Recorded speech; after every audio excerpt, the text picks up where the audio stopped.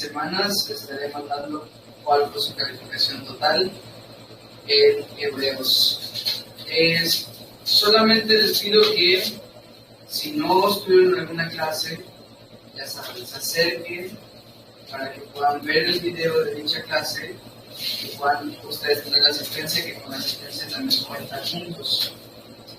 Ok, pero vamos a comenzar porque como dije ya es algo tarde. Ok, entonces, ¿en dónde nos quedamos?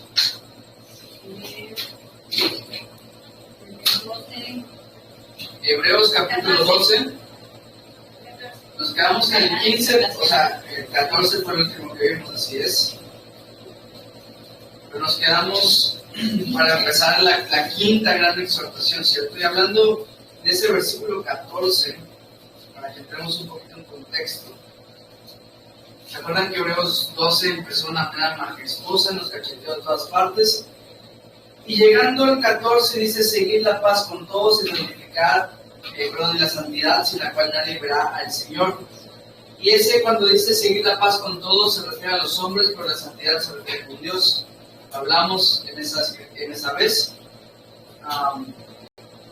Pero bueno, ahora, solamente para que quede claro un poquito, algo que ya hemos visto varias veces, y otra vez nos trajimos plumones, ahí se les iba a ocupar. Solo para que quedemos claros con el tema de la santidad, que esto ya lo hemos visto en otras ocasiones, pero bueno, habrá algunos que a lo mejor todavía no lo dominen y habrá otros que a lo mejor están escuchando por primera vez. Hay tres tipos de santidad en la Escritura y las tres las vamos a nombrar con P. ¿Okay? La santidad posicional es la primera. Santidad posicional, por decir uno de los muchos versículos que hay en la Escritura, Efesios 1:4, que dice, según nos escogió en Él, para que fuésemos santos y sin mancha delante de Él, ¿no? O sea, ahí nos dice que ya somos santos. Esta santidad es la que se nos es otorgada, ya somos santos tú y yo.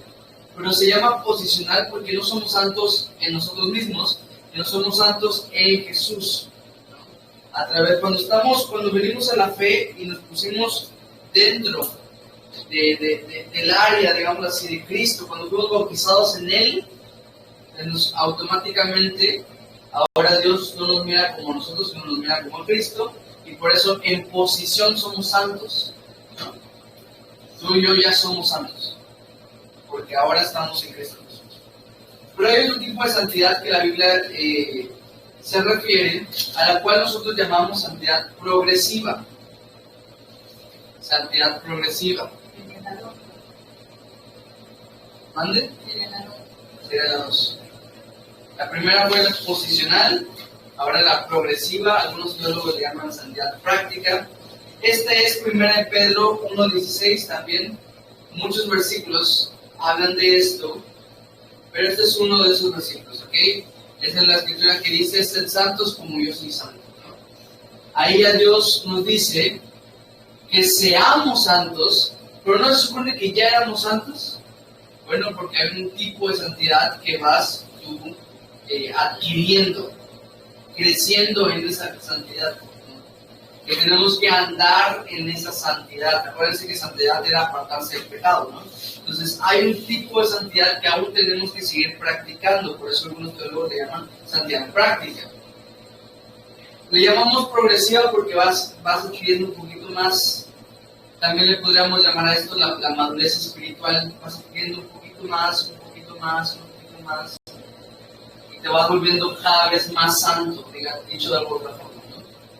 Y hay otra santidad, la cual llamaremos santidad permanente, que está ya así, no solamente en Cristo Jesús, sino ya nosotros seremos completamente santos.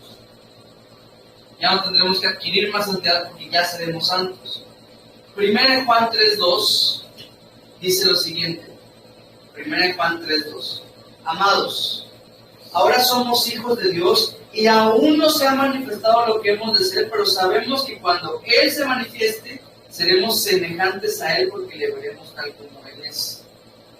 ¿Ok? Esta santidad, como pueden ver, no es de esta tierra, sino es el tiempo que venga cuando el Señor regrese con nosotros y seremos transformados. Ya no habrá carne, ¿verdad? No carne en el sentido literal, sino en el sentido bíblico. La carne en nuestros malos deseos ya no nos tendremos, ya no seremos tentados de nada, ¿me entienden? Ya seremos completamente santos. Algunos teólogos a esta santidad le llaman la santidad perfecta, porque ya seremos completamente perfectos. Pero bueno, aquí el pasaje dice seguir la paz con todos y la santidad sin la cual nadie verá al Señor. ¿Qué tipo de santidad es la que se refiere el autor de Hebreos? Dice seguir la santidad. ¿Qué tipo de santidad es? Progresiva, exactamente, porque tienes que andar en la santidad. Y la instrucción que te da el autor, entonces, es de que tú sigas una santidad. Ya ven cómo hay este tipo de lenguaje en la Escritura que es importante que sepamos para cuando veamos esos versículos no nos, como que, no le entiendo a esto, bueno, ya entiendes un poquito más. Pero bueno, ahora sí, a lo que nos truje, porque empezamos ahora con la quinta gran exhortación que dijimos que se va a llamar a no abandonar la gracia. Esta exhortación va a ser a no abandonar la gracia. Y todas las exhortaciones que vimos de alguna manera tenían que ver con la apostasía. ¿Qué dijimos que era la apostasía? ¿Se acuerdan cómo lo definimos sencillamente nosotros? El abandono. Sí, el abandono de la fe, pero adquirimos una nueva palabra para que defina un poquito mejor la apostasía, que es el abandono voluntario, ¿verdad?, de la fe. La palabra voluntario en esta definición tiende a ser redundante porque si tú abandonas la fe va a ser voluntario, pero es para que entendamos lo que significa apostasía, es el abandono voluntario de la fe, ¿verdad? Yo quiero dejar esto y lo dejo, ¿me entienden? Es redundante, yo lo sé, pero es para que hacer un énfasis, es un tipo de pleonasmo. Ahora, vamos a ver cómo los siguientes versículos, versículo 15 y 16, nos dan 4 características de la apostasía. Y me voy a apoyar con las personas que están aquí en presencial para que seamos un poquito más rápidos y no nos trabemos tanto, porque a veces con la tecnología se traba uno. Pero, Sherry, ¿puedes leer versículo 15 y 16, por favor? Fuerte. Dice: mirad bien, no sea que alguno deje de alcanzar la gracia de Dios, que brotando alguna raíz de amargura os estorbe, y por ella muchos sean contaminados. No sea que haya algún fornicario o profano como Esaú, que por una sola comida vendió su primogénito. Exacto. Bueno, estos son algunos versículos muy famosos que tiene la Escritura. Por ejemplo, lo de la raíz de amargura, ¿cierto? Hemos hablado, de hecho hablamos un poquito la semana pasada también, si no me equivoco. Pero la raíz de amargura, digámoslo, si tomamos este versículo solamente sin contexto, pareciera que nos está diciendo que algún tipo de pecado nos puede dar una raíz de amargura y por eso dejamos de alcanzar la gracia. Eso no sería incorrecto de decir, es correcto. Ahora, yo, estudiando este pasaje, tenemos que verlo como estudiantes como un todo, ¿verdad? El autor de Hebreos desde el capítulo 1 empezó a exhortar a los hermanos a no abandonar la fe, y ahorita el capítulo 12 sigue exhortándonos a no abandonar la fe. Entonces, cuando se mete en esta gran exhortación que nos va a hacer, sigue hablando de este tema del abandono de la fe. Entonces, a raíz de lo que está diciendo, vamos a tomar 4 características de la apostasía. ¿Okay? Número 1, la apostasía es dejar de lado de la gracia. La apostasía es dejar de lado la gracia. Como dice, no sea que alguno deje de alcanzar la gracia de Dios.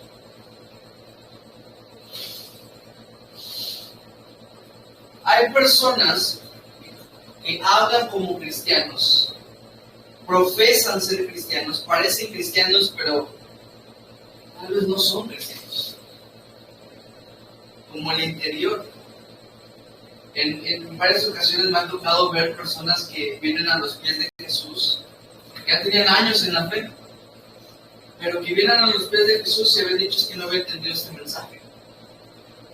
Porque aunque parecían cristianos y hacían cosas de cristianos, en realidad no eran. De hecho, cuando yo me bauticé, me acuerdo que conmigo se bautizaron otras 5 personas que ya eran del tiempo de la iglesia, pero que decían que apenas se habían entendido y se volvieron a bautizar. El tema de estar, acuérdense que hay lobos que se visten de ovejas. Dice Gálatas capítulo 5, versículo 4. Precisamente Pablo también está hablando del tema de la apostasía. Y dice, de Cristo os desligasteis los que por la ley os justificáis, de la gracia habéis caído. Ya dice Pablo, de Cristo te has separado los que siguen lo que sigue la ley. ¿Te acuerdas? Ya hemos hablado mucho del antiguo pacto y el nuevo pacto. Los que todavía quieren seguir el antiguo pacto, de Cristo se han desligado, de Cristo se separaron, y dice, de la gracia han caído. Y muestra la gracia de Dios como si fuera este precipicio en el cual tú te puedes simplemente tirar. Así de loco es quitarse la gracia. Es como morirse, es como ir al camino de muerte. La apostasía es abandonar la gracia también. Si abandonas la fe, abandonas la gracia. Es obvio, pero a veces no lo entendemos como él. ¿Cómo puedes tú esperar gracia si no tienes fe? Es lógico. Entonces, apostasía, abandono de la fe, es dejar también la gracia. La gracia. Dejar también la gracia. Dichosos los ojos que miran estas bellezas conectadas desde Mérida. Verísimo. Entonces, la apostasía es dejar de lado la gracia de Dios, ¿verdad? Segunda característica de la apostasía es una raíz de amargura. La apostasía es una raíz de amargura. Y sí, familia, si tú quieres interpretar este versículo como un pecado, puede ocasionar una raíz de amargura, es correctísimo. Un pleito, de repente tiene una raíz de amargura. Pero en el cristiano debería ser menos común tener raíces de amargura. ¿Por qué? Pues porque estamos en el gozo del Señor, ¿no? Dice la Escritura en Salmo 16:11, en tu presencia hay plenitud de gozo. Entonces, para el cristiano debería ser menos común obtener una raíz de amargura. No que no sea posible, pero sería menos común. Sobre todo porque estamos en lucha constante contra el pecado. Ahora, hablando de la apostasía, que es donde más me hace sentido este versículo, ¿qué es una raíz de amargura, verdad? Porque el abandonar la fe es abandonar el gozo también que nos da el Señor, y por lo tanto es una raíz de amargura. ¿Y cuántas personas no has visto, a lo mejor no conoces, pero no has visto que se quitan de la fe y de repente se sienten un repudio contra la fe? Y hasta hablan mal de la fe. Por eso dice después que por ella muchos sean contaminados, porque a través de este tipo de cosas que vomitan estas personas, pues contaminan a otros. Cuando es muy común, yo he visto desgraciadamente cómo personas se alejan de la iglesia y arrastran consigo a otros.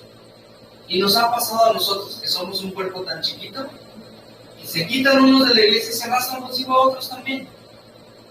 Pues es lo que estamos viendo en este pasaje. ¿Qué pasa? Tú tienes una raíz de amargura, te estorba a ti con tu relación con Dios porque estás obvio, al mismo tiempo contaminas a los demás. Tercera característica. La apostasía está ligada a la inmoralidad. La apostasía está ligada a la inmoralidad, y hablando de inmoralidad específicamente en el sentido sexual. Porque el versículo 16 comienza diciendo eso. No sea que haya algún fornicario o profano como Esaú. Ya vamos a hablar un poquito más adelante acerca de este pecado sexual. Sin embargo, me llama la atención la palabra profano. No es una palabra que usemos cotidianamente. Profano, según el diccionario, es algo que no es sagrado.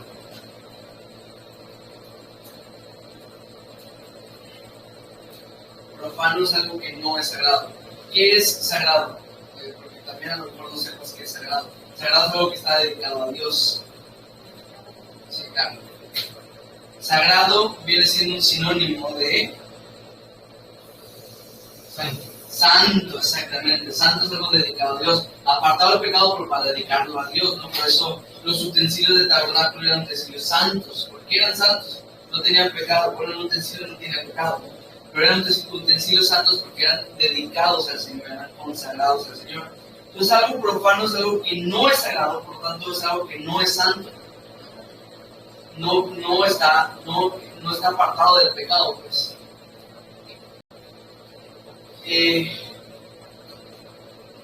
Es alguien que camina en la carne, digamos. Y pues apostasía y los pecados sexuales están ligados. Desgraciadamente hay muchas personas también que están en el camino de la fe y que de repente se apartan del camino de la fe porque se metió con no sé quién y porque se fue con no sé quién y porque, o sea, eso es algo muy común, por desgracia. En 2 de Pedro, anótenlo por favor, 2 de Pedro 2:20.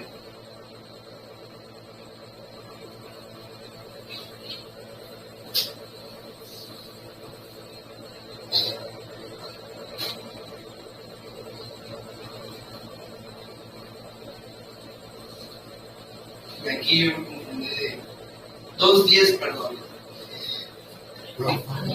Que a veces no se me ocurre. Pero el 2:20 está bueno. También lean. A ver, 2 de Pedro 2:10 dice: y mayormente aquellos que siguiendo la carne andan en concupiscencia e inmundicia y desprecian el señorío, o sea, abandonan la fe, ¿no? Desprecian el señorío de Dios.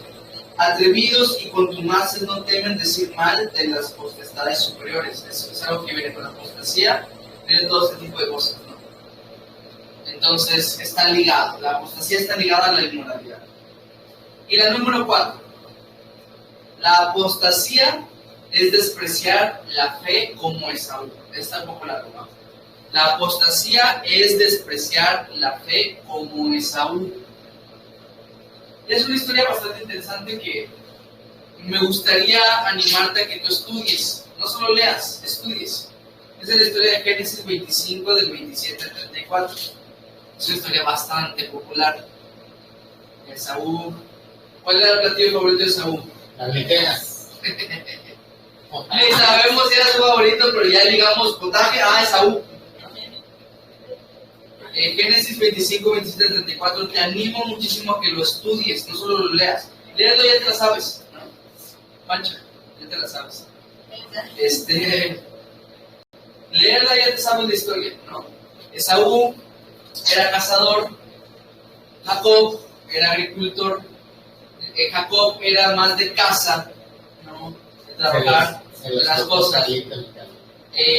Esaú en lugar era más de fuera, de cazar, de más rudo, ¿no?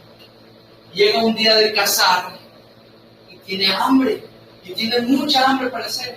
Y Jacob era muy inteligente y le dice: yo te doy de mis. Esaú le dice, ¿no? Como que, oye, qué ricas se ven tus lentejas. Y yo tengo tanta hambre. Y Jacob le dice: yo te invito. ¿Tienes sed? Yo te doy. Vete con tu primogenitura. O sea, así engañándole, ¿no? Y Esaú, ¿qué hace? Agarra la primogenitura, dame las lentejas, ¿no? Y se come el plato de lentejas. Después, ¿qué pasa?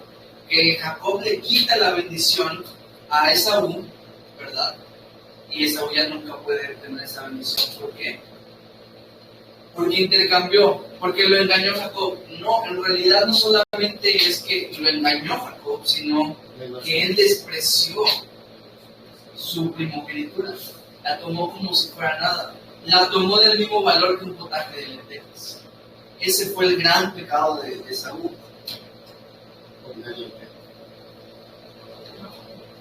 para vender su primogenitura por un plato de lentejas es porque no tiene interés en ello. Ahora, ¿qué son las lentejas comparado con la bendición? No es, o sea, las lentejas son muy ricas. La verdad a mí me encanta. Hace mucho que no comemos lentejas. ¿No? Hay que hacerlo, ¿no? Ya. Y más cuando le ponen todas las verduras y la carnita y imagínate cómo subieron el plato de lentejas.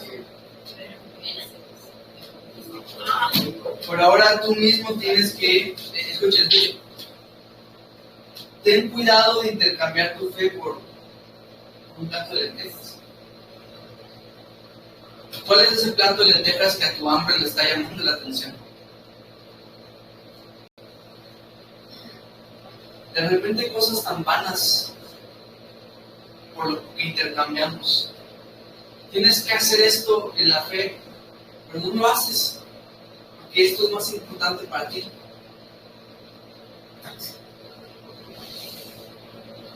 En la historia de Saúl nos enseña que el placer, nos enseña la rivalidad que hay entre el placer momentáneo y la recompensa eterna. Que intercambiamos un placer que es de ahorita, de ahora. Por eso el autor de Hebreos habló del fornicario como si fuera también el pecado de Saúl. ¿Por qué? Porque la fornicación es un placer momentáneo. Y no te hace entender, no te hace ver que hay una recompensa eterna. Pero si fuese posible agradar a Dios, ¿pero qué sigue? Porque es necesario que es que galardonados de los que le busquen. Nuestro Dios se complace en galardonar a sus hijos. Pero ¿qué pasa? Viene Satanás.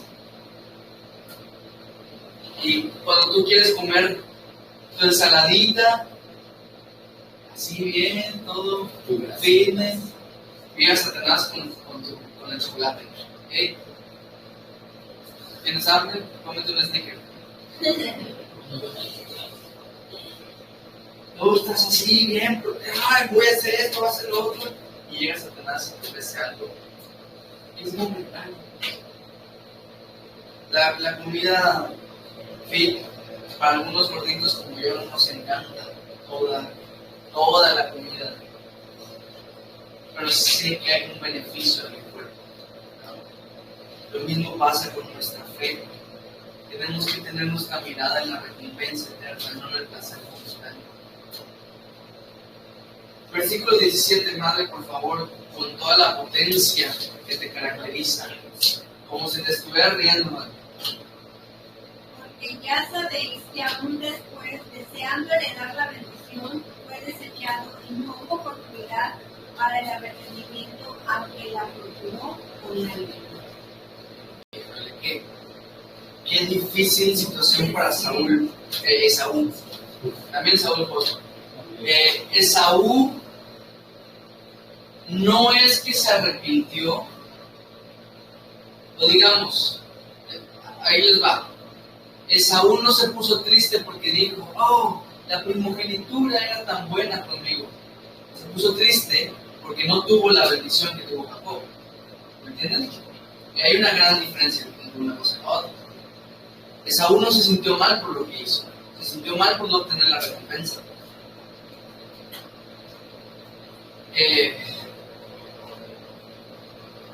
El problema con Esaú es que se arrepintió cuando ya era demasiado tarde. ¿Se acuerdan de la historia del rico y Lázaro?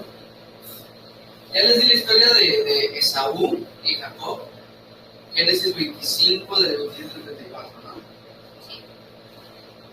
Ahí tienen una lectura obligada. Ahora les voy a dar otra lectura muy buena. Lucas 16, 19, 31. Lucas 16, del 19 al 31. Esa es la historia del rico y Lázaro.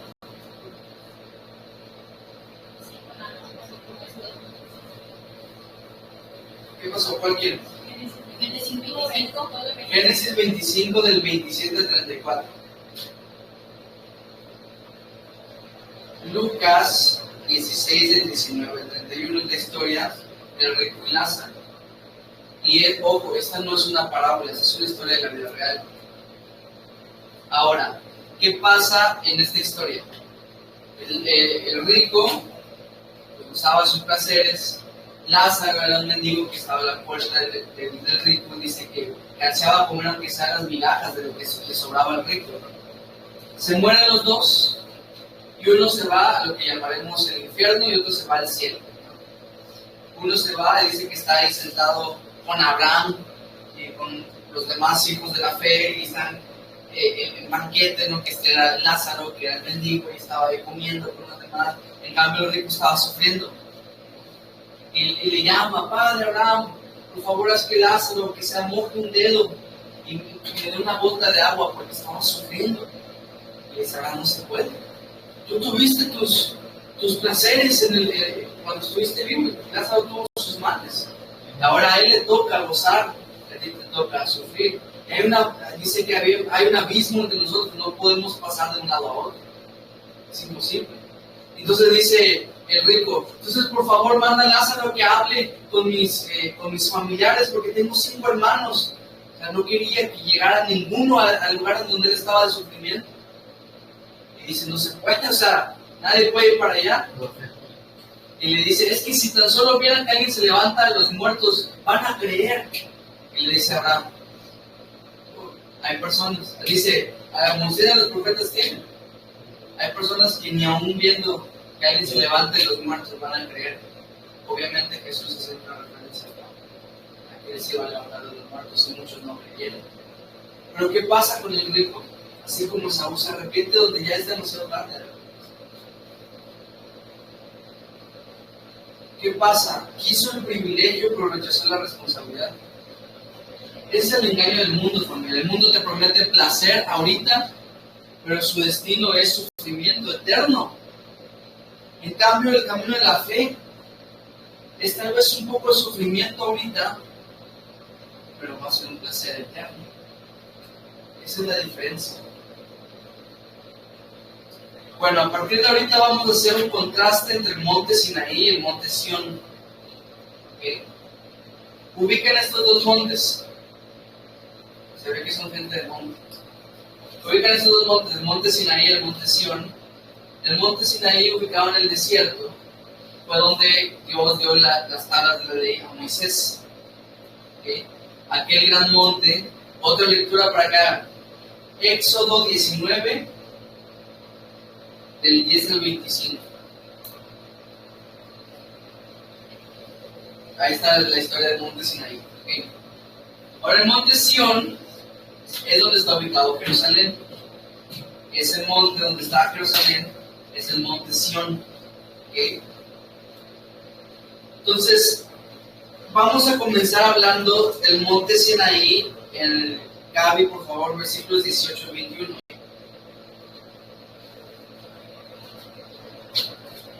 Hebreos 12, 18 al 21. Aquí nos va a hablar del monte Sinaí. Porque no os habéis acercado al monte que se podía palpar y que ardía en fuego, a la oscuridad, a las tinieblas y a la tempestad, al sonido de la trompeta y a la voz que hablaba, la cual los que lo oyeron rogaron que no se les hablase más. ¿Hasta dónde? 21. Porque no podían soportar lo que se ordenaba. Si aún una bestia tocar el monte, será apedreada, o pasada con dardo. Y tan terrible era lo que se veía, que Moisés dijo: estoy espantado y temblando. Imagínense qué tan terrible era la imagen que aún Moisés dijo que estaba temblando.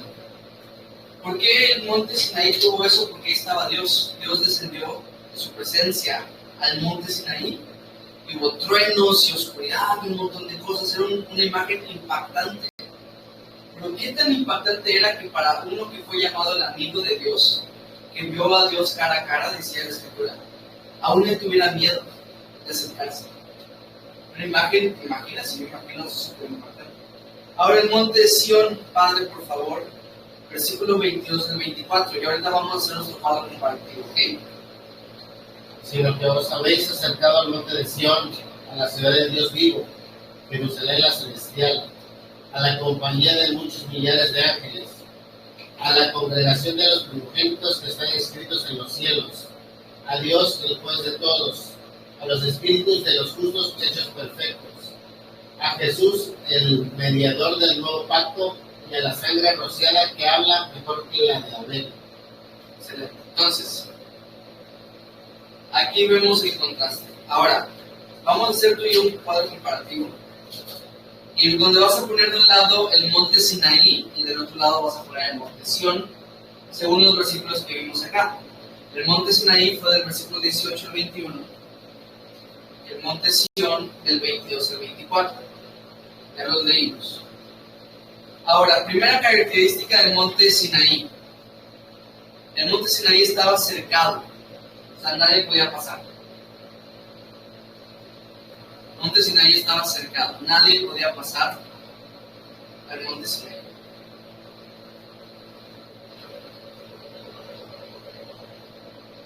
Segunda característica. Acercarse era pena de muerte. Acercarse era pena de muerte.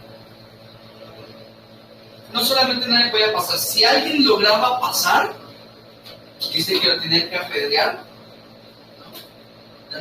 Era pena de muerte pasar al monte Sinaí. O sea, el monte Sinaí trae muerte. Tercera, un lugar tenebroso para el pueblo. Lugar tenebroso para el pueblo.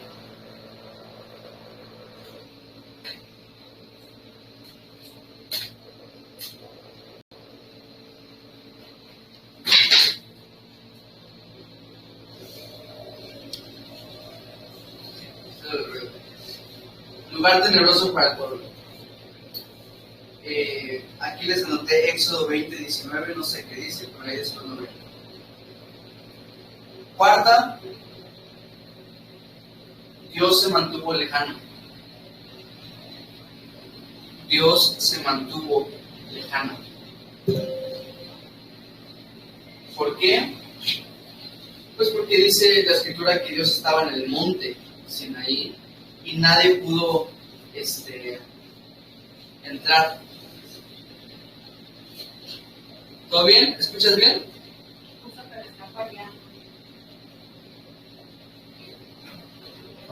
Bueno, sigamos y ahí cuando se pueda que Juancho se nos agregue, no pasa nada.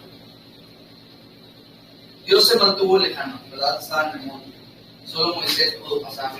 Y de hecho, el pueblo mismo les dijo, ¿sabes qué? Mejor acércate tú. Creo que esa es la cita de Éxodo 20:19. Que decía como, mejor tú acércate. Y decía Moisés, no, pero aquí está Dios. Él vino para que tengamos temor, para que nos alejemos del pecado, pues de la ley, ¿no? Y el pueblo responde, no, de veras, acércate tú. Tú nos dices qué te dijo, ¿no? Y lo mandan a Moisés. La quinta característica es que todo el temor no provocó santidad al pueblo.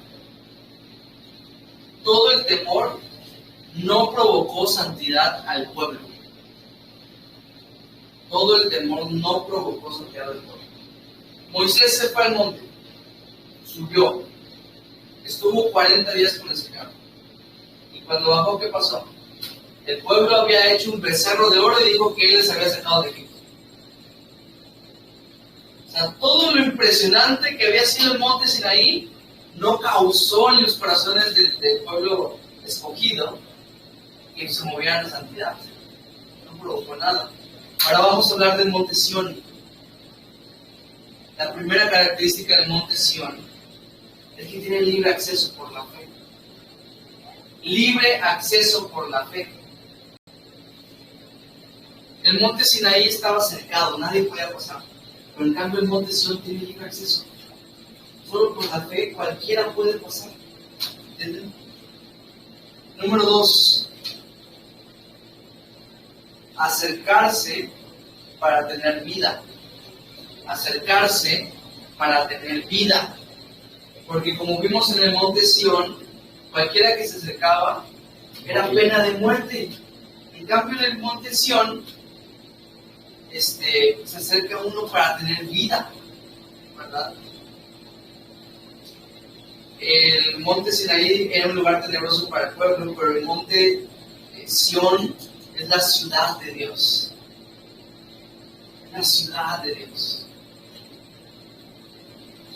Cuarta característica, Dios está cercano. Dios está cercano. Vimos que con Sinaí, Dios estaba ahí lejos. En cambio, con Sion, Dios está aquí cerca de nosotros. Y quinta característica, todos los santos son perfectos. Todos los santos son perfectos. Y lo dice en el 23, a los espíritus de los justos hechos perfectos. O sea, el temor del Sinaí no provocó a santidad al pueblo, pero en cambio el monte Sión hizo a todos los santos perfectos. Qué gran diferencia, ¿no? El monte Sinaí representa al antiguo pacto abraham. Por si no se ve el nombre, ¿no? En el monte Sinaí fue donde se dio la ley. Es una representación de la ley. Y vemos que eran distantes a Dios, que había muerte y que este pacto fue insuficiente. Sin embargo, el monte Sión representa el nuevo pacto en Cristo Jesús. A Cristo mismo. Cristo es nuestro nuevo pacto. Acuérdense que Jesús dijo, comed este pan, ¿no?, que es mi cuerpo, y tomad esta copa, que es mi sangre, del nuevo pacto. O sea, el nuevo pacto es Cristo Jesús. Y en Cristo Dios hizo cercano, tenemos vida y fuimos hechos perfectos. Y curiosamente, la ley se dio en el Sinaí, pero la cruz estaba en Sion. Literalmente, geográficamente. Y ahora en esta analogía queda exactamente igual. La ley se quedó en el antiguo pacto, en Sinaí, pero la cruz de Jesús vino ahora en este nuevo pacto, en Sion. ¿Qué colorado? 25 al 29, amor, por favor. Voy a leer. Dice: mirad que no desechéis al que habla, porque si no escaparon aquellos que desecharon al que los amonestaba en la tierra, mucho menos nosotros si desecháremos al que amonesta desde los cielos, la voz del cual conmovió entonces la tierra, pero ahora ha prometido diciendo: aún una vez, y conmoveré no solamente la tierra, sino también el cielo. Y esta frase, aún una vez, indica la remoción de las cosas movibles como cosas hechas para que queden las inconmovibles.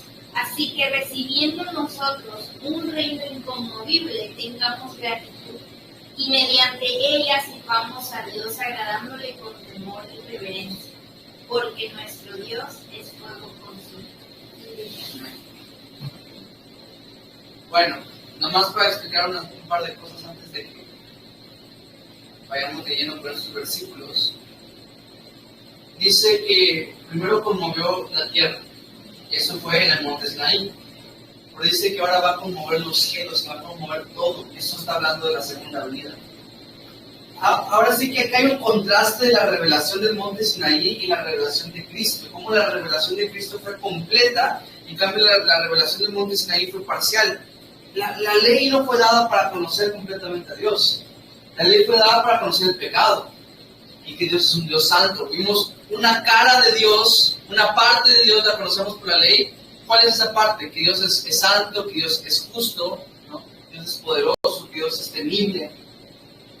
Pero en Cristo tenemos toda la imagen de Dios. Tenemos la revelación completa de Dios. Y nos dice que tenemos incomparables riquezas ahora en este nuevo pacto. Las incomparables riquezas que tienes ahora que estás en Cristo no se deben tomar con ligereza. Es lo que está diciendo aquí el autor de Hebreos. Dios está hablando, Dios está invitando, está trayendo.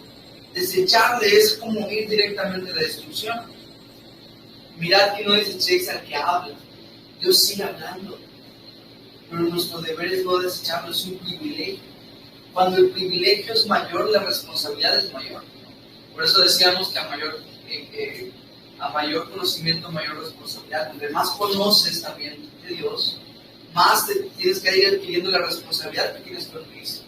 Y cuando ves que el privilegio es tan grande, también se vuelve nuestra responsabilidad. Como si alguien venga y te diga, aquí te mando las llaves de mi Lamborghini, dale la vuelta que quieras, ¿no? Y te vas y dices, me voy por el boulevard. Imagínate un Lamborghini aquí en Chetumal, que literalmente todo el mundo te va a sacar fotos y videos y todo. ¿No? Pero así como tienes el privilegio de ir a pasear en un Lamborghini, es la responsabilidad. Que de repente la llanta, ya vas a dar quién sabe cuánto de dinero, porque me imagino no usará cualquier llanta, ¿no?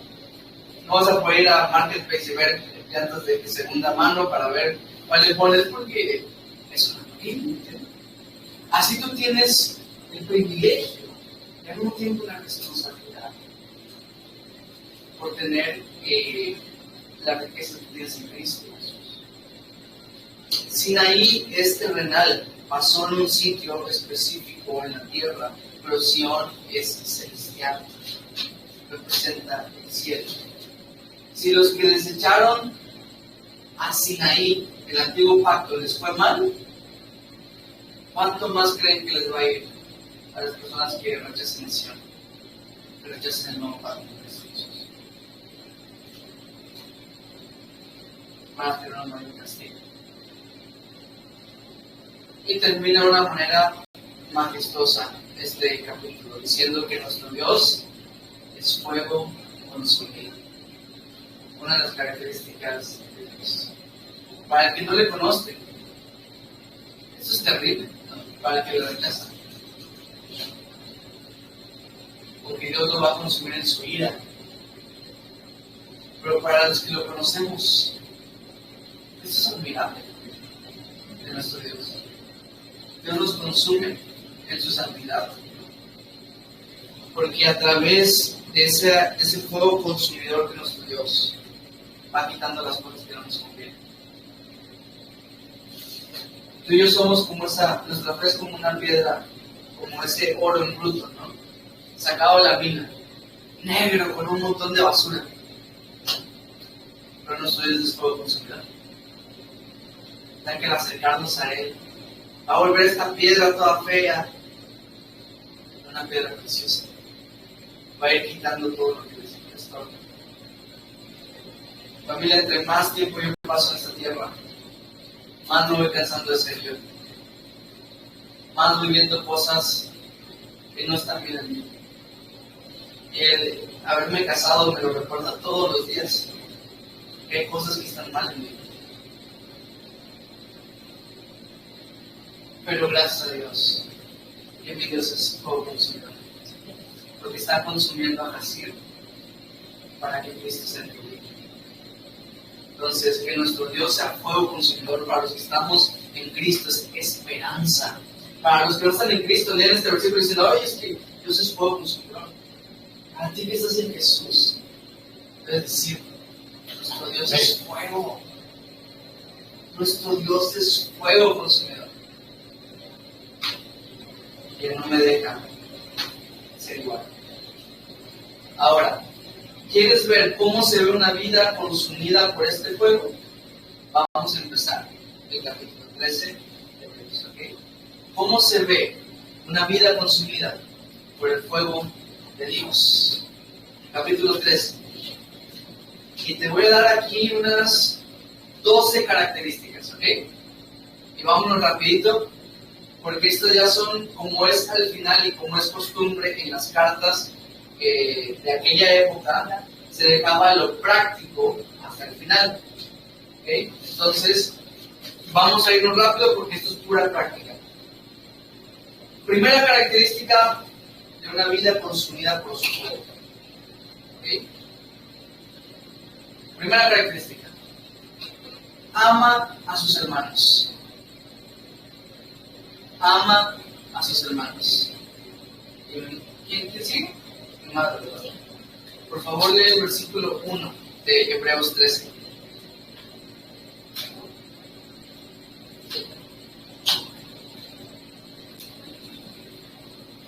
Permanezca el amor fraternal. Está largo, ¿ah? Permanezca el amor fraternal. Ahí se pueden aprender otro versículo. Ya estaban seguro. Permanezca el amor fraternal. La palabra amor fraternal aquí en la original es la palabra Filadelfia, palabra muy famosa. Filadelfia viene de filos, que es un tipo de amor en griego, y adelfos, que son hermanos.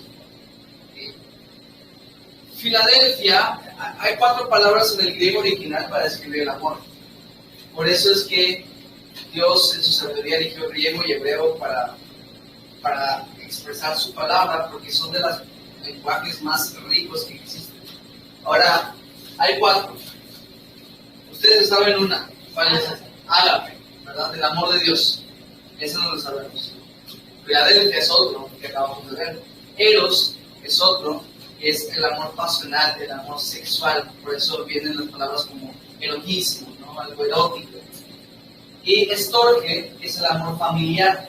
El amor que le tienes a tu familia es diferente que el amor que le tienes a tu esposa, o el amor que le tienes a un hermano, a un amigo, ¿no? Esos son diferentes categorías. En cambio, el amor ágape es un amor perfecto, el amor que no cambia, el amor que se mantiene. Por eso es el amor de Dios. Cuando tú veas amor que está describiendo el amor de Dios, vas a ver siempre que es la palabra ágape. Ahora, ¿qué pasa con esta palabra? Que habla del amor que debe haber entre nosotros, los hermanos, amor de hermanos. Tú y yo hemos sido llamados a comunión. A veces en las reuniones de los domingos, por ejemplo, que se tarda uno muchísimo, está uno a hacer el sacrificio con gozo, pues, porque se trata del tiempo con los hermanos. Se trata de un tiempo que debe ser invaluable. Habla de la comunión, permanezca el amor fraternal entre nosotros. Hechos 2:42, ¿no? Y perseveraban en la doctrina de los apóstoles, en el partimiento del pan, en la comunión y en las oraciones. ¿Tienes alguien? ¿No le vas a hacer? Número 2, característica número 2. Es hospitalario.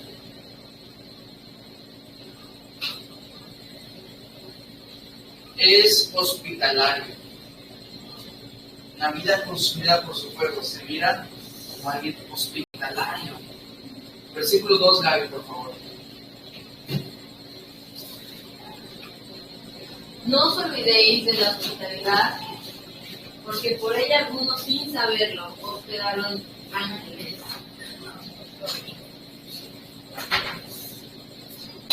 Y hay que tomar este versículo literal.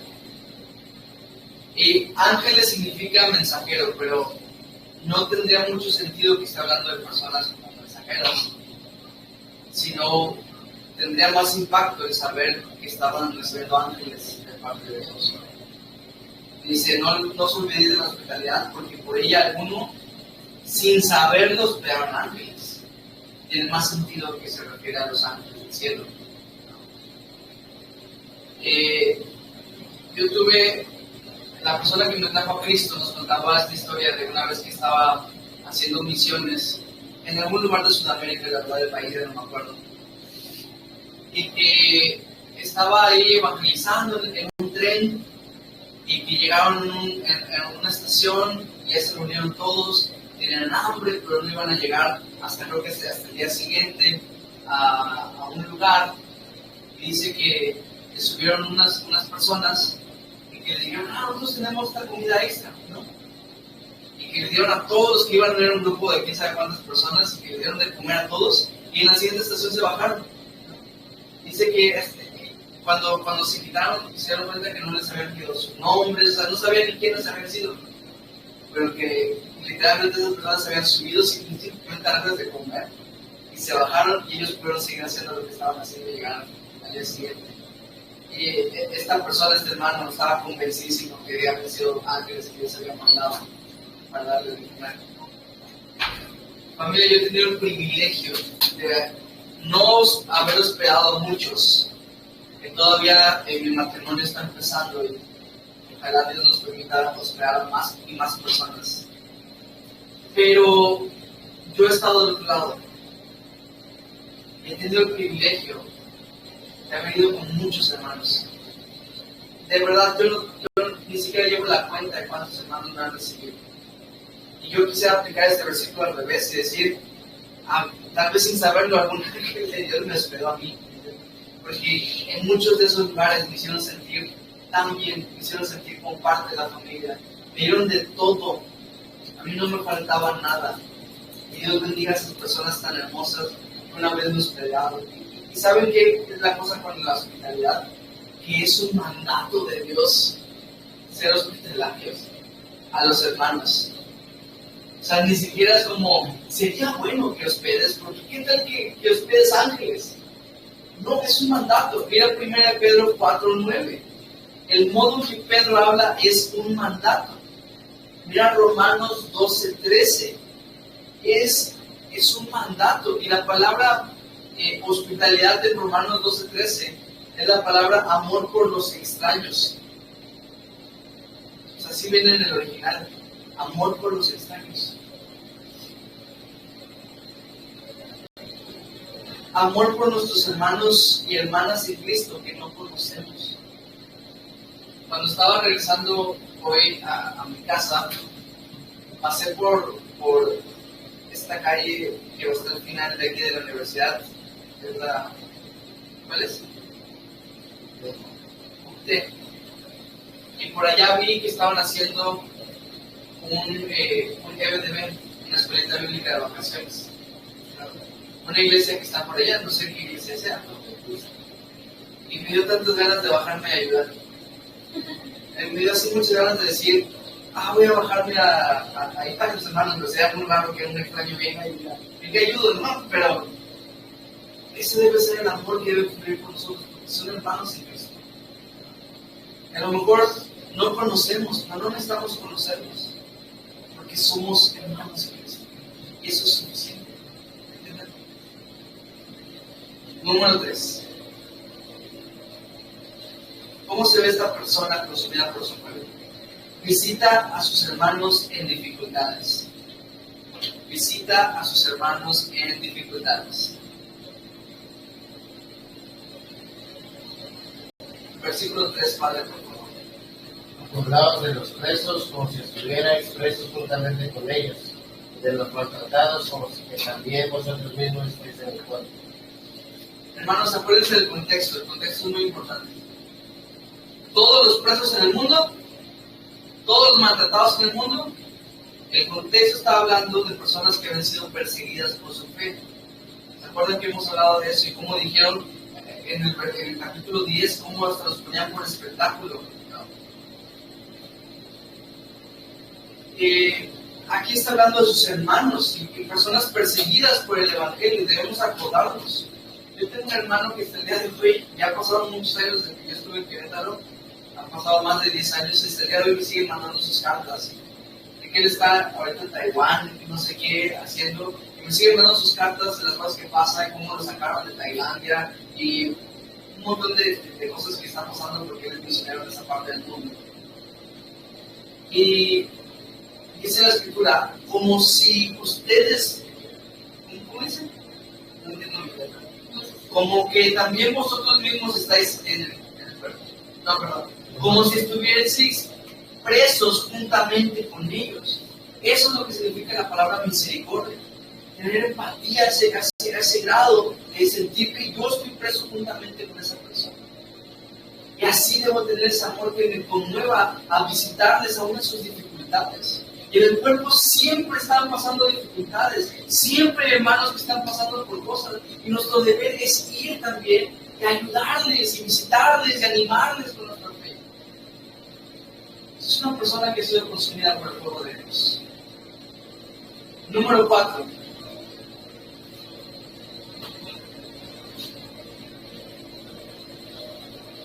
Honra el matrimonio. Una vida consumida por su fuego, honra el matrimonio. Dice, honrosos sean todo el matrimonio y el lecho sin mancilla, pero los fornicarios y los adúlteros los juzgará Dios. El matrimonio y el lecho familiar es el alto ideal para la Escritura,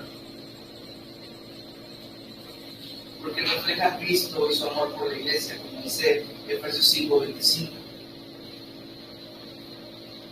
El día de ayer, creo, estábamos platicando mi esposa y yo,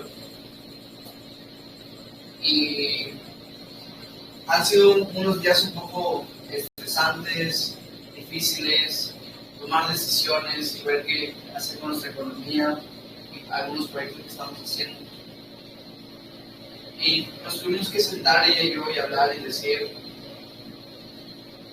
primero está Dios, nuestro matrimonio y nuestra propia salud.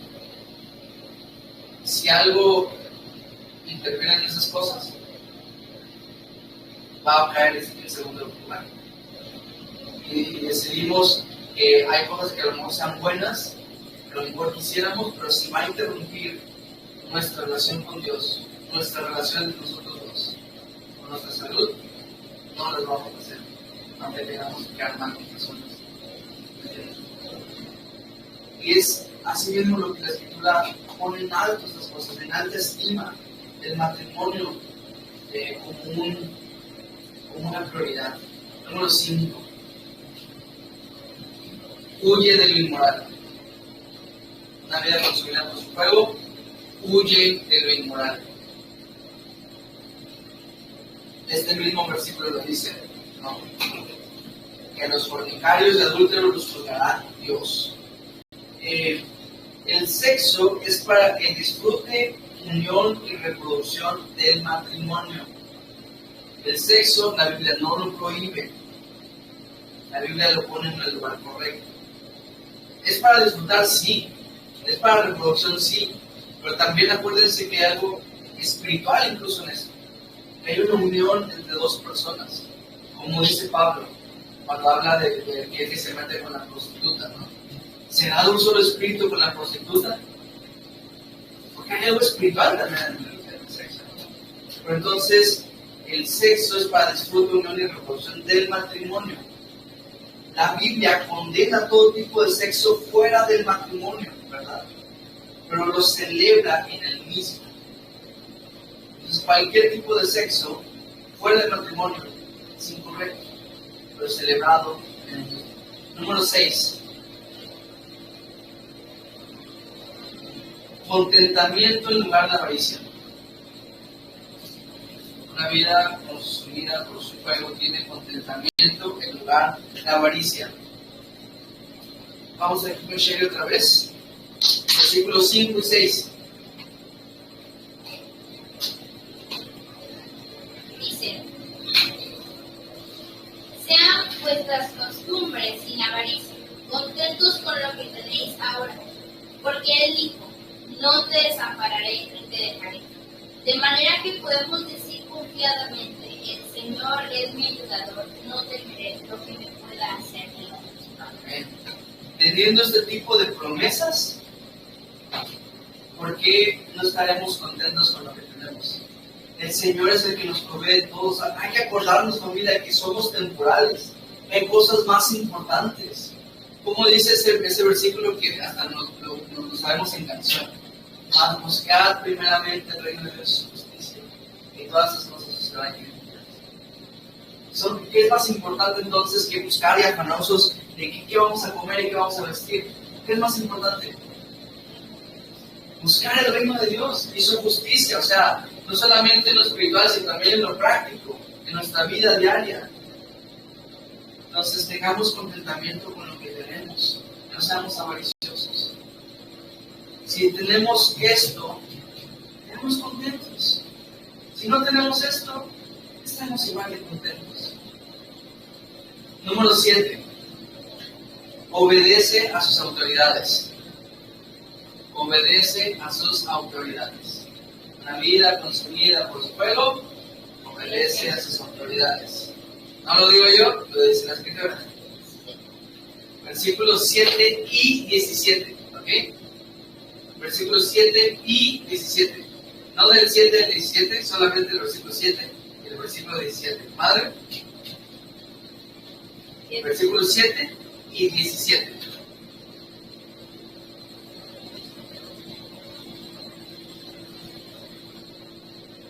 Acordaos de vuestros pastores que os hablaron la palabra de Dios. Considerad cuál haya sido el resultado de su conducta e imitad su fe. Obedecer a vuestros pastores y sujetaos a ellos, porque ellos velan por vuestras almas como quienes han de dar cuenta para que lo hagan con alegría y no quejándose porque esto no os es provechoso. Nada más que decir. Fíjense que la palabra pastor en el original no existe. No es pastor. Aquí esto fue producto de traducciones. ¿Okay? Aquí la palabra original se puede traducir mejor como líderes, como gobernadores. Eso es lo que dice la palabra original. La palabra es hegemón o hegemonía. Es la persona que abre camino o la persona que va por delante. Me gusta más la segunda traducción, la segunda definición, va por delante, porque acuérdense que estamos en una carrera, ¿no? Es una carrera en la cual se trata de resistencia, se trata de continuar, y todos estamos juntos en esta carrera. Pero hay algunas personas que han corrido un poquito más, y tienen un poquito más de kilometraje, y esas personas se convierten en líderes. Por eso les llama ancianos, porque son ancianos en su fe, son ancianos en madurez. Entonces, esas personas que van por delante, ¿verdad? Son las que tenemos la obligación de obedecer, de sujetarnos a esos líderes. La palabra pastor no es malo, no es un pecado que yo le diga pastor al líder, pero tampoco es bíblico. La palabra pastor a un líder no es bíblica. ¿Qué pasa? Se popularizó por el trabajo que hace un anciano, el trabajo que hace un obispo, es pastorear. Entonces, como el obispo pastorea, se le comenzó a llamar pastor, porque pastorea las ovejas, porque pastorea la ley de Dios. Entonces, ¿quién pastorea las ovejas? El pastor. Entonces se le empezó a decir pastor, pero no, la Biblia no llama al líder pastor. Aquí está uno de los versículos que alguien te va a decir, pero es que Hebreos 13 dice pastor. No es la palabra pastor. ¿Saben dónde se aparece la palabra pastor? En el versículo 20, pero hablando de Jesucristo. Entonces, ahí. Pero bueno, octava característica de una persona consumida por su fuego persevera en la gracia.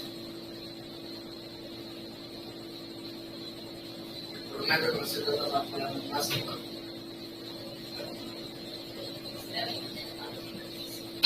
versículos 8 al 9, Gaby. Jesucristo es el mismo ayer, hoy, siempre. No os dejéis llevar de doctrinas diversas y extrañas, porque buena cosa es afirmar el corazón con la gracia, no con viandas, que nunca aprovecharon a los que se han ocupado de ellas.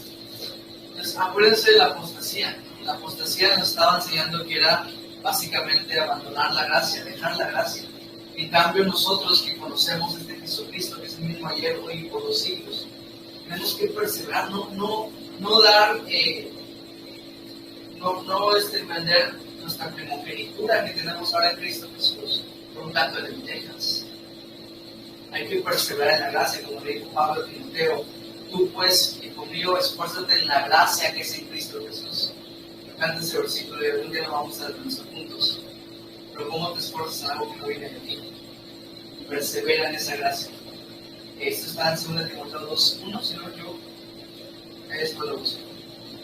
Novena característica. Número 9. Adora correctamente. Adora correctamente.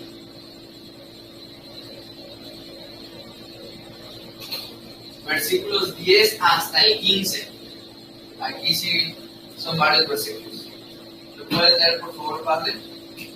Tenemos un altar del cual no tienen derecho de comer los que sirven al tabernáculo, de los cuerpos de aquellos animales cuya sangre a causa del pecado es introducida en el santuario por el sumo sacerdote, son quemados fuera del campamento. Por lo cual también Jesús, para santificar al pueblo mediante su propia sangre, padeció fuera de la puerta. Salgamos pues a él fuera del campamento, llevando su vituperio, porque no tenemos aquí ciudad permanente, sino que buscamos la porvenir. Así que ofrezcamos siempre a Dios por medio de él sacrificio de alabanza, es decir, fruto de labios y confiamos en su nombre. Amén. Entonces, ¿cuál es la correcta manera de adorar a Dios? Dios no está buscando que cantemos bonito. Dios está buscando que actuemos bien, nuestra vida. Y dice que Jesús fue santificado afuera. Dice, salgamos a Él. Dice, sigámosle en sus vituperios. O sea, Él fue perseguido. Seamos perseguidos también. Personas judíos perseguidos, ¿se acuerdan? Hagamos lo que Él hizo. Porque tenemos un ataque exclusivo para nosotros, donde podemos adorar y otros no pueden adorar. Porque otros piensan que a través de su sacrificio están adorando a Dios. Pero no es cierto. Porque el sacrificio de alabanza, ¿cuál es? Los labios que confiesan su nombre. Y los labios que dicen, yo soy de Cristo. Y no solamente que dicen, yo soy de Cristo, sino que las palabras que van acorde a su caminar, a su actuar. Esa es la vida que alaba a nuestro Dios. Esa es la correcta alabanza, por lo cual les digo, adoren correctamente. La vida que le sigue es mejor que los labios que le alaban solamente, o que los sacrificios que le hacen. La vida que sigue sus pasos, como dice en 1 Juan 2:6, dice que si alguno dice que permanece en él, debe andar como la nube. Número 10. Número 10. Ayuda mutua. Ayuda mutua. Y esto va a estar en el versículo 16. Volvamos con Sherry y nos va a leer el versículo 16. Dice, y de hacer bien y de la ayuda mutua no os olvidéis, porque de tales sacrificios se agrada a Dios. Ustedes son los sacrificios que agradan a Dios, ¿verdad? El que nos estemos ayudando mutuamente como hermanos. Solamente el amor se refleja, como dice también Juan, 1 Juan 3:18. Sí, 1 Juan 3:18 dice, hijitos míos, no amemos de palabra ni de lengua, sino de hecho y en verdad. Cuando tú amas, actúas también en favor de esa persona. Número 11, se preocupa por sus hermanos. La vida consumida por su fuego se preocupa por sus hermanos. Versículos 18 y 19, madre, por favor.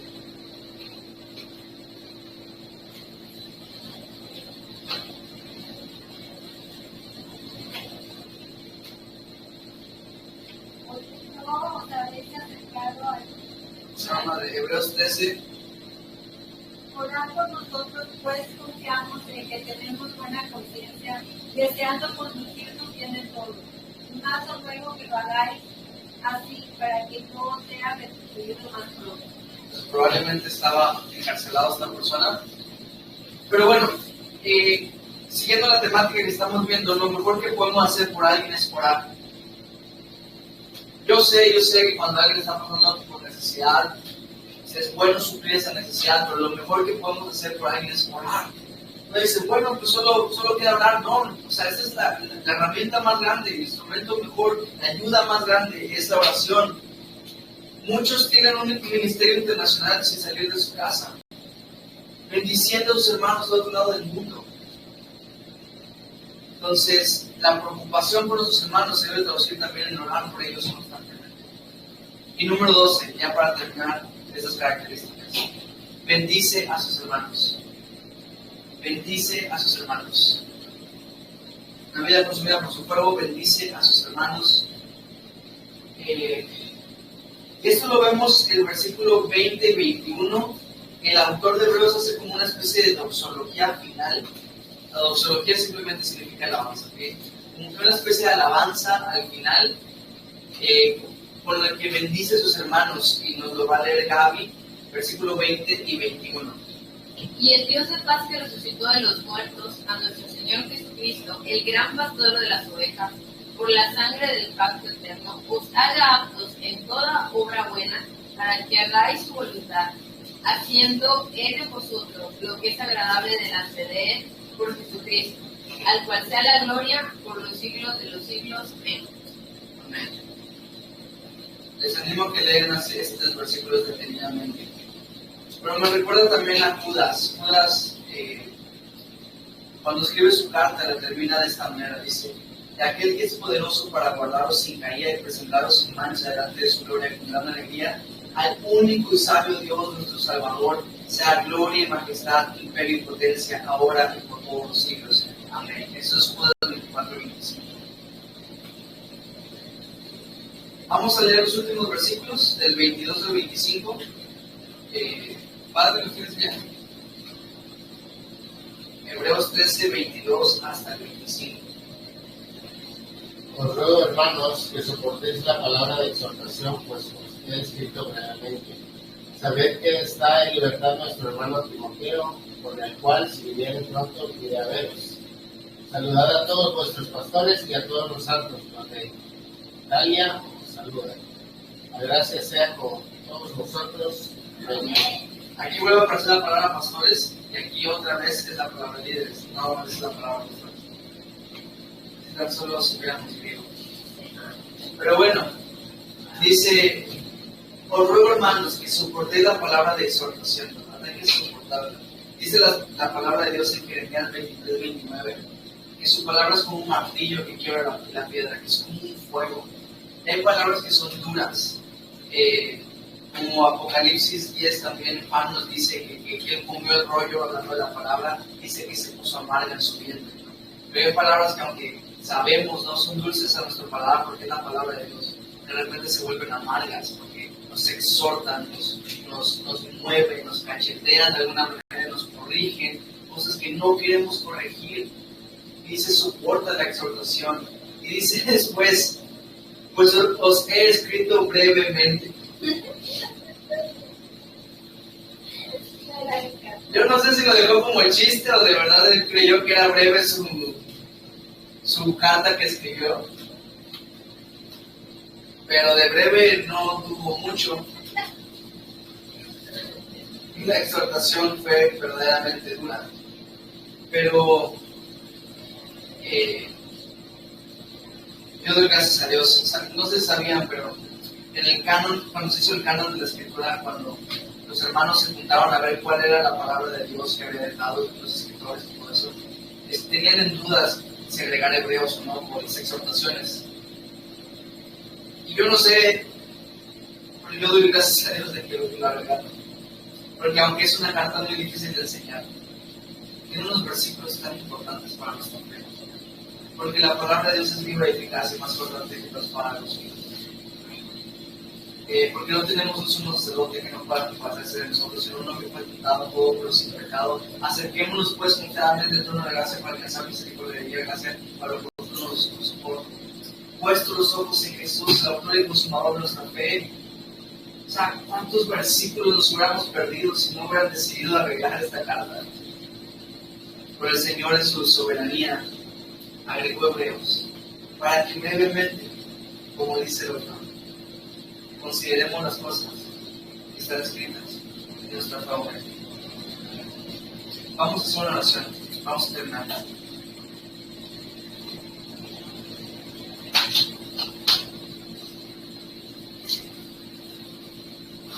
Señor Jesús, yo te doy las gracias, Padre, porque ha sido una aventura. Estas 14 semanas han sido una aventura. Estos 13 capítulos han sido una aventura para nosotros, Señor.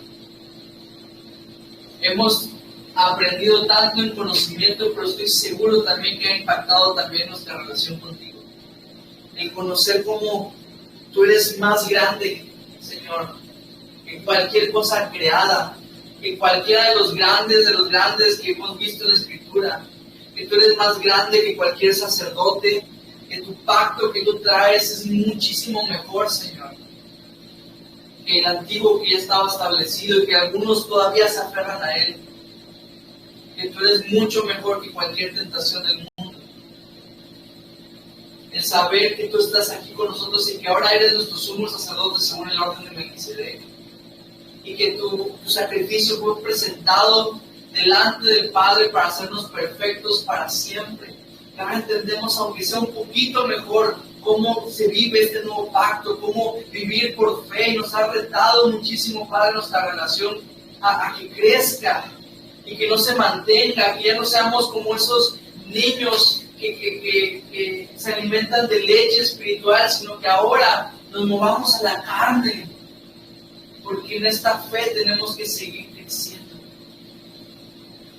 Te pido, Padre, que estas clases hayan impactado a mis hermanos, no para exaltarme a mí, sino para que mis hermanos crezcan y te conozcan mejor.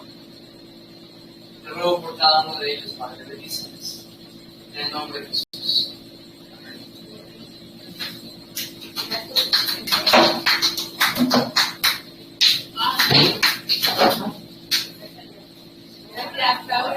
Hubiera ido antes. Familia, ¿qué pasó? Siempre la grabación. ¿Qué pasó? ¿Qué pasó? Detengo la grabación. Bueno, ahorita, ya la vamos a detener. Les voy a dejar una tarea más. Yo sé, les encanta esta noticia. Una última para cerrar el promedio. Quisiera que me digan de qué manera impactó esta clase para ustedes. No. Hebreos en general. ¿De qué manera ustedes, no sé si a lo mejor entiendan más conceptos que antes no entendían, o les ayudó mucho a entender cómo funciona la gracia, los temas de la apostasía, no sé? Cuando empezamos esta clase, yo he recibido Hebreos después de haberlo estudiado con ciertos objetivos. Yo siento que el autor de Hebreos tenía ciertos objetivos cuando estaba escribiendo esta carta. Y me fijé esos mismos objetivos para tratar de que nosotros entendiéramos. Se los dije al principio de la materia, pero esos eran entender que Cristo es mejor y mayor que todos, entender la diferencia entre el antiguo y el nuevo pacto, y vivir el nuevo pacto en Cristo, ¿verdad? Adquirir seguridad de salvación a través de un mejor entendimiento de la misma salvación. Y el abandono del sistema religioso del hombre y la entrega a la vida de Cristo, ¿no? Ya no movernos bajo nuestros mismos esfuerzos. Y siento que esto ha sido lo que el autor ha querido, y esto ha sido también mi objetivo desde que estaba planeando cada clase, estudiando por cada clase. Siempre hice todas las clases pensando en esto, pensando en cómo impulsar para que ustedes puedan entender y vivir mejor en Cristo Jesús. Entonces, una última clase no va a tener límite de páginas, media cuartilla, una cuartilla, dos frases. Lo que quisiera nada más es que tú me transmitas eso, ¿verdad? De qué es lo que el Señor te habló, que el Señor te enseñó a través de todo eso, y con eso concluimos ya nuestra materia y el promedio final. Ya saben que eso lo estaré haciendo llegar. ¿Alguna pregunta de esta última clase? Yo sé que fue larga, fue muy larga, pero para mi justificación tuvimos un examen que tardamos media hora en tenerlo, y luego no era solo un capítulo, era un capítulo y medio, pero bueno, qué día. Ahora, ¿alguna pregunta de lo que vimos el día de hoy?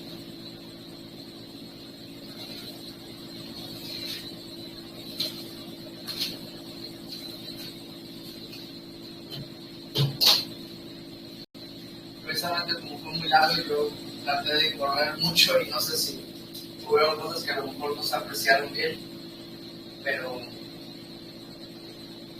díganme.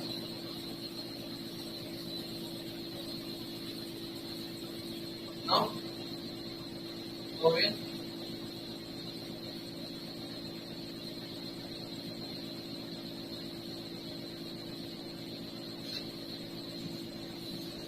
parte de esa hermana.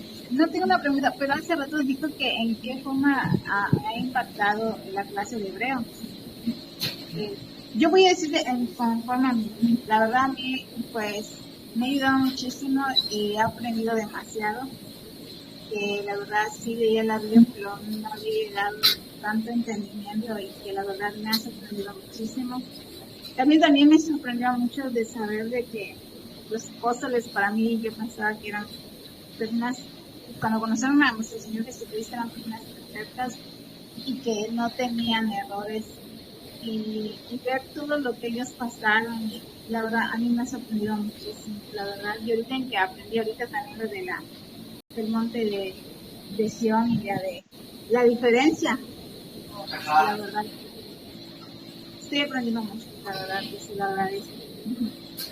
No, gracias a Dios, la verdad es que yo he orado mucho. Gracias a Dios porque lo mandó a usted para que me hagan. No todos sabemos, a veces no entendemos la palabra de Dios, a veces no entendemos a veces a nuestra conveniencia, ¿no? Y a veces el Señor Jesucristo no quiere que sea a nuestra conveniencia, sino que sea a lo que realmente es su palabra. Y la verdad sí aprendido muchísimo. Y le doy gracias a Dios y eso también. Y a todos mis hermanos también que a veces me han preguntado toda la buena ahí. Y Dios me las bendiga. Dios te bendiga también. Sí, esa ha sido mi oración siempre, gracias a Dios que he podido aprender un poquito.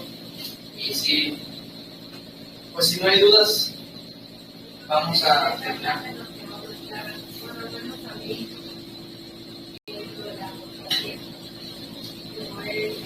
Todo lo que cae, todo lo que hicieron. Yo no entendía antes, yo había leído y todo, pero luego es la próxima clase, ¿no? Sí, en la próxima clase. Este fue el último capítulo de verdad. No, pero la próxima de entonces para hablar o ahorita vamos a hablar. No, es una tarea. No, esa es tarea, esa es para ti, que tú lo escribas y lo mandas y yo lo leeré. ¿Sí? No, es que cuando hablamos mucho de la apostasía, yo lo entendía como algo, o sea, en personal. Es decir, nunca podría yo hacer algo así. O sea, nunca podría yo abandonar voluntariamente la gente, ¿no? Pero ahorita que estamos viendo esto, que es también abandonar la gracia y alejarse como este tipo de cosas, a lo mejor no se llegaría porque un verdadero cristiano no va a ser apóstata, porque es literalmente lo contrario. Pero tal vez no, a lo mejor no vamos a caer algo así tan grave, pero entender que la apostasía también es este tipo de cosas, como el alejarnos de este nuevo pacto que ya tenemos, como el abandonar la gracia, de repente estamos viéndonos en hacer cosas y a lo mejor no somos apóstatas, pero estamos haciendo cosas como eso, ¿no? Entonces, eso estaba yo pensando como, porque decía, no, un verdadero cristiano no puede caer en la apostasía porque es lo contrario, pero estas cosas sí, un cristiano puede caer.